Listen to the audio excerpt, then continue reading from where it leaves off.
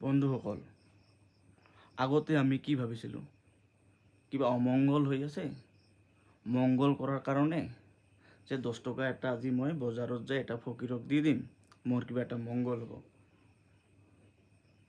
তো এতিয়া মডাৰ্ণ যুগ, পৃথিৱীখনো উল্টা হৈ যাই আছে। মডাৰ্ণ যুগত আপোনালোকে ফকীৰ বিচাৰিব নালাগে। জাষ্ট আপুনি হাতত মোবাইলটো তুলি লওক, তুলি ল'লে আপুনি চাব ফেচবুকটো অন কৰি বহুত ডাঙৰ ফকীৰ আছে।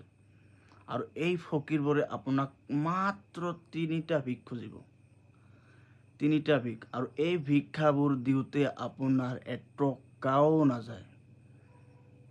জাষ্ট আৰু আপোনালোকে এই 3টা ভিক দিব পাৰে এই ডাঙৰ ফকীৰবোৰক, কাৰণ এই ভিক্ষা 3টা হৈছে আপোনালোকৰ এটা হ'ল লাইক, এটা হ'ল শ্বেয়াৰ, আৰু এটা হ'ল ৰাস্তাত থকা কাৰ্পচেন, মানে সেইটো হ'ল শ্বেয়াৰ কৰি দিব লাগে। এই 3টা দান দিলে আপোনাৰ আজিৰ দিনত যি মংগল হ'ব, আগতে আপুনি 10 টকা দিও সেই মংগল পোৱা নাছিল। আৰু আপোনালোকে আজিৰ দিনত এই লাইক কমেণ্ট শ্বেয়াৰ কৰি আপোনাৰ জীৱনত বহুত মংগল হৈ যাব।